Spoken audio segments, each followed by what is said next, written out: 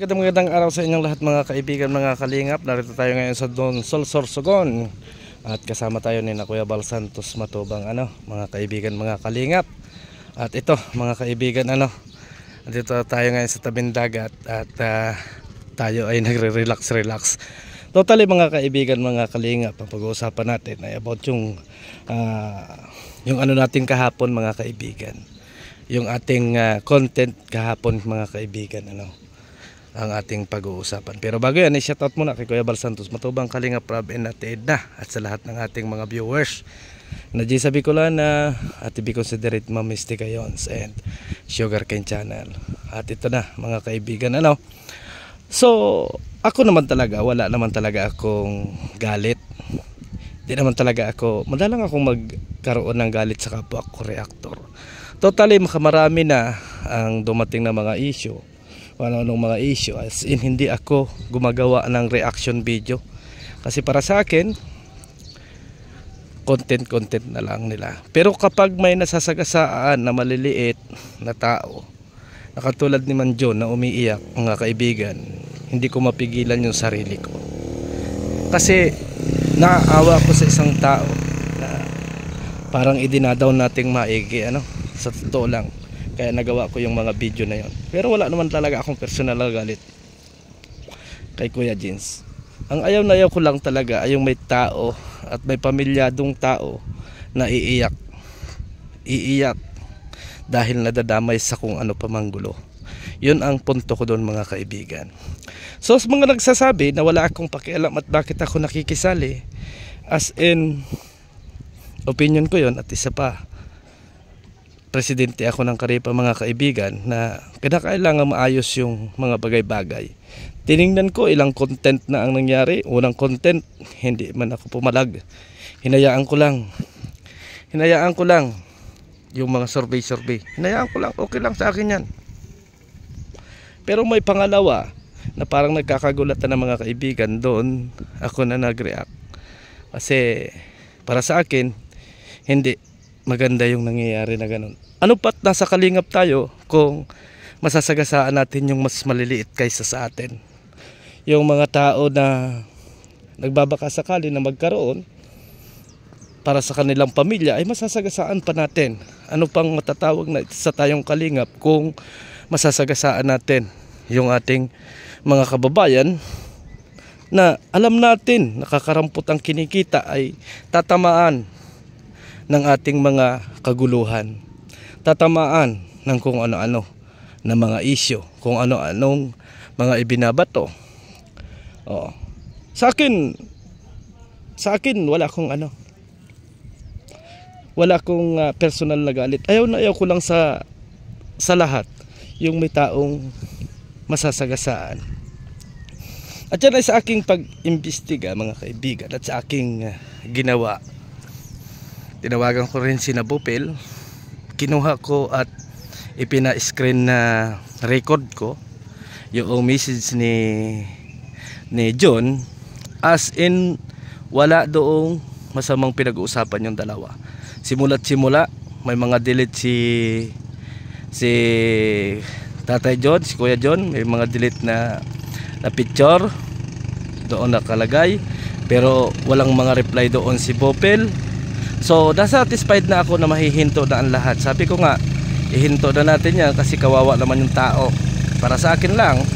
Kasi, isipin ninyo, walang kamalay-malay, gustong maghanap buhay ay nadadamay dahil sa mga ganyang bagay. Sa akin, kung content to content, wala namang problema sa akin. Wag lang yung may masasagasaan tayong tao. Wag lang yung mga maliliit sa atin ay nalalakdawan na natin, natatapakan na natin.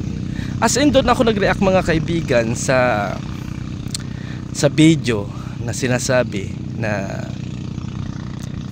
pwedeng matanggal at pwedeng tanggalin ni Kalingap Rob. So ang tanong doon mga kaibigan, may investigasyon bang mangyayari kung sakasakali na ganun ang mangyayari? Parang ang bilis pero ganun pa man mga kaibigan ay ang nais natin dito ay kaayusan, hindi kung ano pa man. Hindi kung anong away, kung ano pa man yan. Ang nais natin dito, mabago naman yung mindset natin sa buhay.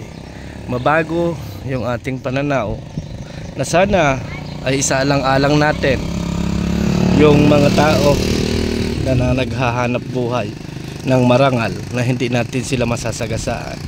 Kasi nasa kalingap tayo, kaya nga tayo ay lumilingap, kaya nga tayo ay gumagala at nag-i-scout kasama ni na kuya, ay para maabot natin yung ating mga kababayan na walang wala. Ay paano na yung nasa kandungan na natin ay nadadamay sa mga ganyang kaguluhan.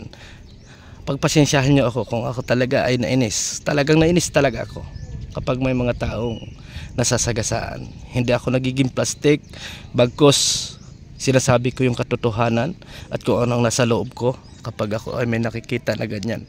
At ako ay may mga bagay-bagay na gustong iparating. Kasi hindi ko like na may tao na magaganon. Hindi ko like na may tao na mawawalan ng trabaho o kung ano pa man dahil sa kapakanan natin ang nauna. Sabi nga lang sa ginagawa ni Kuya Bal, kapakanan ng marami ang lagi nating iniisip dahil nasa kalingap tayo. Paano kung sagasa natin ang sagasa yan dahil gusto nating magkaroon ng content, as in hindi maganda mga kaibigan. Para sa akin lang naman yun, opinion ko lang yun, opinion ko. Hindi ako nakikisawsaw, nagsasabi ako ng galang sa akin kasi sa tingin ko ay hindi na maganda. Pero napanood natin yung mga live ni Kuya Jens at kung ano-ano pa man, as in hindi na siya gagawa ng kung ano pa mang reaction o rebuttal. Maraming salamat kay Kuya Jens. Kasi ganun ang kanyang naging desisyon. Maraming salamat naman. Ako sa totoo lang sa mga nagsasabi na ako ay hindi professional, I know na hindi tayo professional mga kaibigan. Pero sinisikap natin na maging professional hindi lang sa gawa kung hindi doon sa ating mga kilos. Yung ibig sabihin ko, yung pakikitungo. Oo, hindi ako nag-aral. Tama kayo lahat dyan. Pero pinag-aaralan natin yung tama at mali at yung ikagaganda ng community ng Kalingap. O di ba? At kung ako naman ay aawayin, bahala kayo. Okay lang na awayin nyo ako ng awayin. Huwag lang yung mga tao na nasa mas bababa sa akin na walang kakayanang sumagot at lumaban. Okay lang sa akin na ako ay kagatin ninyo ng kagatin, awayin nyo ako ng awayin, walang problema sa akin.